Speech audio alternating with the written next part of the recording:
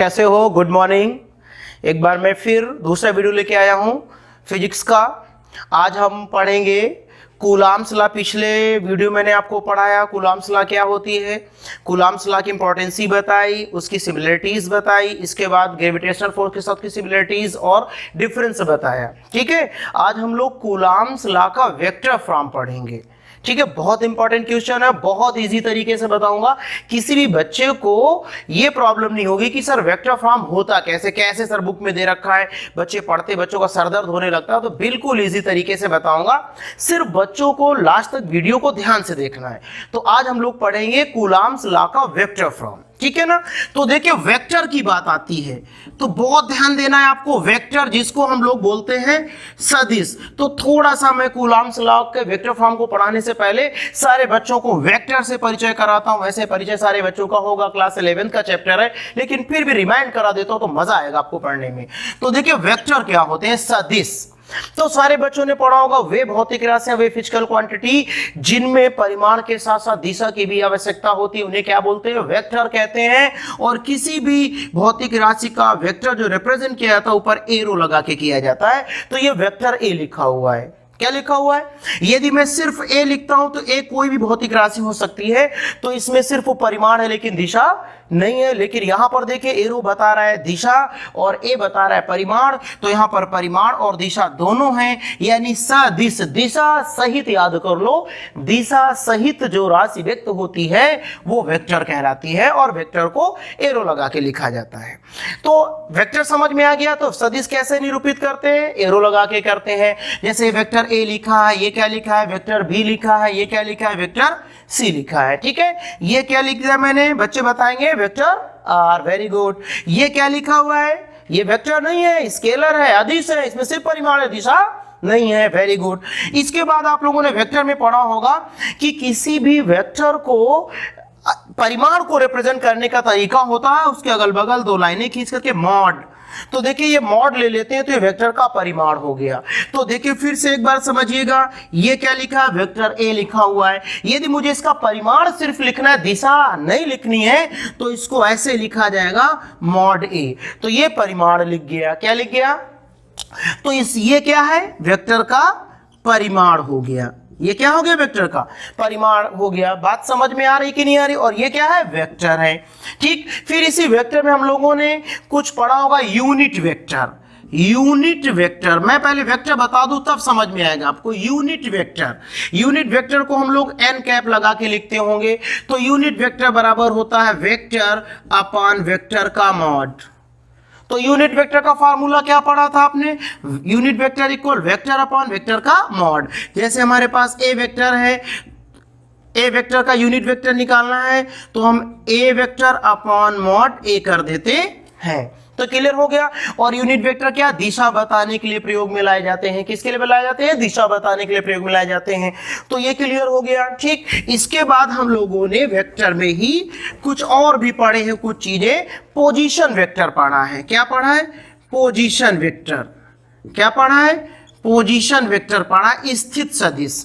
तो ये कैसे होते हैं, जैसे मैंने यहाँ पे एक्स एक्सेस और ये वाई एक्सेस खींची, यहाँ पे दोनों चुने काटा, तो ये ओरिजिन पॉइंट यानी मूल बिंदु हो गया। मान लीजिए यहाँ पे कोई पार्टिकल है, मैंने इसको यहाँ से मिला दिया, तो ये इसका पोजीशन वेक्टर हो गया।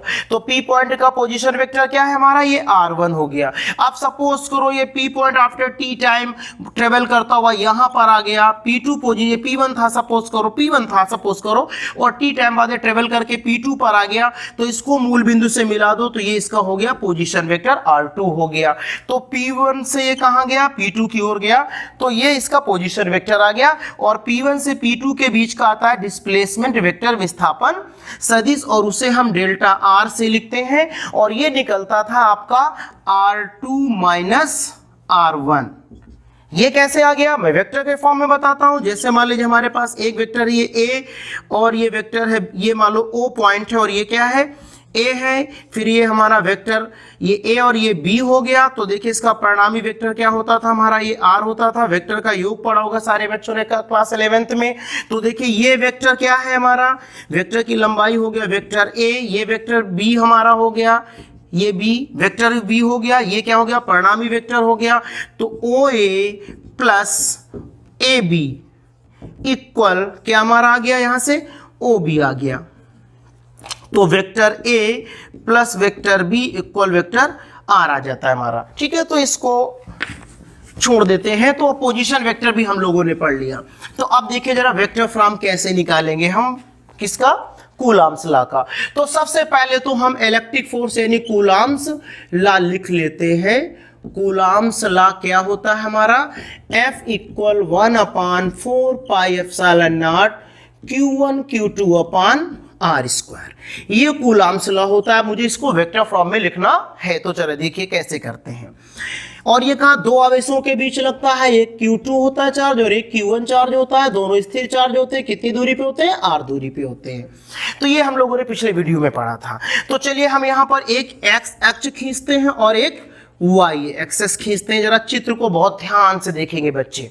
अब मान लो यहाँ पर हमारे पास एक Q1 चार्ज है। क्या है, Q1 चार्ज है। अब मैंने इस Q1 चार्ज को मूल बिंदु से मिला दिया और मान लीजिए इसका पोजीशन वेक्टर है R1।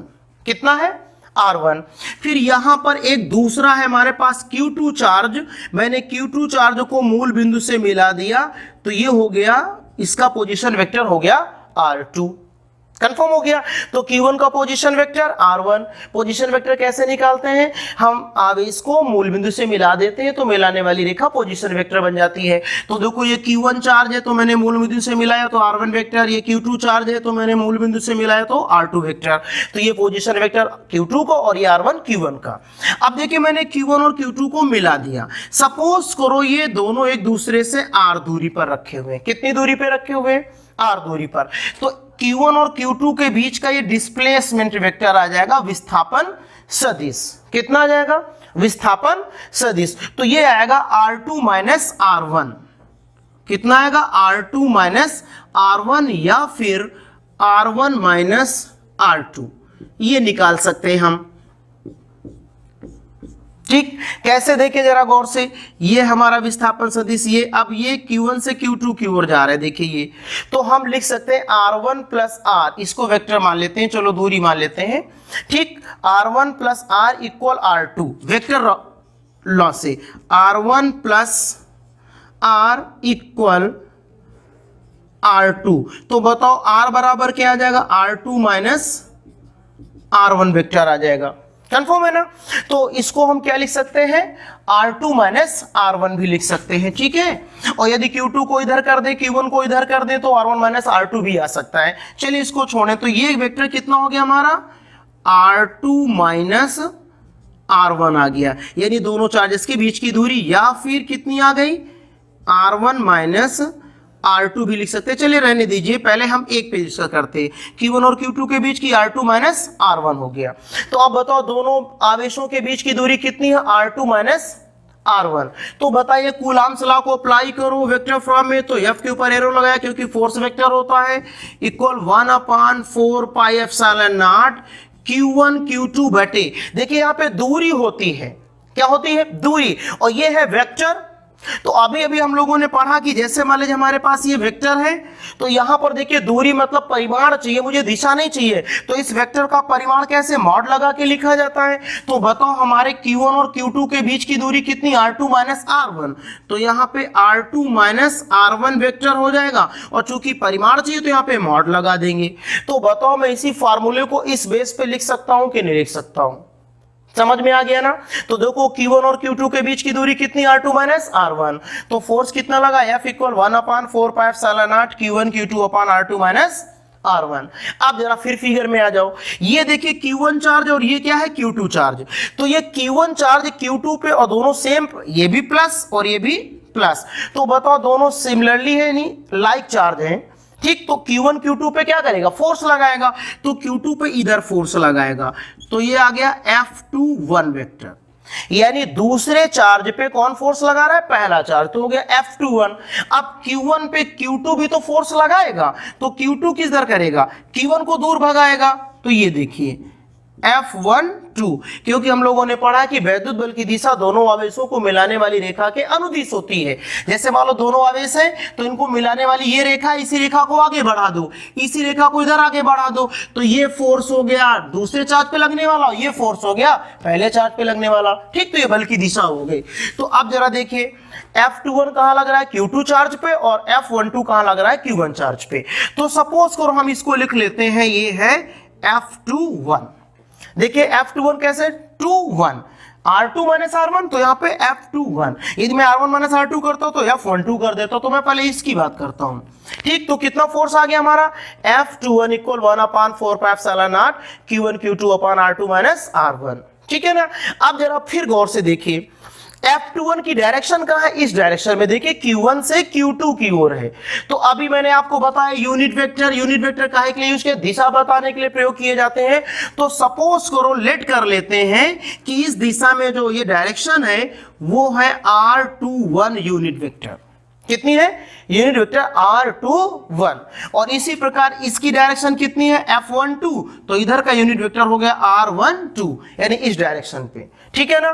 तो अब हमने ये भी पढ़ा होगा, जैसे मान लीजिए कोई वेक्टर है और उसमें यदि मैं यूनिट वेक्टर का मल्टीपल कर देता हूं, जैसे मान लीजिए कोई एक ए है वेक्टर, सपोज करो वेक्टर है, अब मैं एरो हटा दूं तो वेक्टर तो नहीं रहा, और इसमें यदि unit vector cap A cap का मल्टीपल कर दे यूनिट वेक्टर को, तो ये वेक्टर बन जाता है। तो अब जरा गौर से देखिए, मैं इसको वेक्टर फॉर्म में लिखना चाहता हूं, तो इसी को मैं ऐसे भी लिख सकता हूं, F21 arrow equal 1/4πε0 Q1 Q2 upon R2 minus R1 mod, sorry यहाँ पे स्क्वायर करना था, दूरी का वर्ग होता है तो R2 माइनस R1 का स्क्वायर, R2 माइनस R1 का स्क्वायर इंटू R21 कैप आ गया। क्या आ गया, R21 कैप आ गया। अब बताइए यूनिट वेक्टर का फार्मूला क्या होता है, वेक्टर बटे वेक्टर का मॉड। तो यहां पे R21 यूनिट वेक्टर, तो देखो R21 तो इधर आ जाएगा R2 minus R1 vector, R21 का मतलब R2 माइनस R1 वेक्टर और बटे इसी का मॉड, तो R2 माइनस R1 वेक्टर का क्या आ गया, मॉड। तो अब हम इसकी जगह पे क्या लिख दें, R2 minus R1 upon R2 minus R1। तो F21 इक्वल एरो लगाएंगे 1/4πε0 Q1 Q2 बटे R2 minus R1 mod square into R2 vector minus R1 vector बटे R2 vector minus R1 vector का मॉड। तो इसको लिख सकते हैं F21 इक्वल 1/4πε0 Q1 Q2 बटे R2 माइनस R1 वेक्टर का क्यूब, यहाँ पे 1 घात होगी, और into R2 minus R1 vector. तो ये देखिए हमारा वेक्टर फॉर्म आ गया। क्या आ गया, वेक्टर फॉर्म आ गया। समझ में आ गया कि नहीं आ गया। सिमिलरली हम लोग F12 को भी इसी प्रकार से प्रूव कर सकते हैं कि F12 इक्वल हो जाएगा 1/4πε0 Q1 Q2 बटे R1 minus R2 vector mod का cube into R1 minus R2 vector आ जाएगा। क्या आ जाएगा, ये आ जाएगा। ठीक, अब देखिए जरा गौर से, ये दोनों फोर्स हमारे निकल करके आ गए कि नहीं आ गए। फिर आपने ये भी पढ़ा होगा कि वेक्टर की दिशा पलट देते हैं तो क्या होता है। हम देखिए यहाँ पे, जैसे मैं और भी संक्षेप में करना चाहता था तो इसको आप लिख सकते थे, ये देखिए हमारा R21 था, तो यहाँ पे ये नहीं लिखना चाहते हैं बच्चे, तो यहाँ पे आप R2 माइनस R1 वेक्टर नहीं लिखना चाहते थे, तो यहाँ पे R21 वेक्टर अपान क्या लिख सकते थे, R21 का मॉड भी लिख सकते थे। और मॉड की जगह ये लिख दिया गया, इसकी जगह ये लिख दिया गया है, ताकि वीडियो बड़ा ना होने पाए, इसलिए मैंने यहाँ पे संक्षेप में कर दिया है। आपका कंफर्म हो गया ना। तो इस तरह से कूलम्ब्स लॉ का ये वेक्टर फॉर्म आ गया। तो वेक्टर फॉर्म क्लियर हो गया हमारा, ये फार्मूला भी है और ये भी फार्मूला है। तो बच्चों को वीडियो कैसा लगा, समझ में आया होगा। ठीक, ओके। नेक्स्ट वीडियो अगला वीडियो लेके आएंगे हम।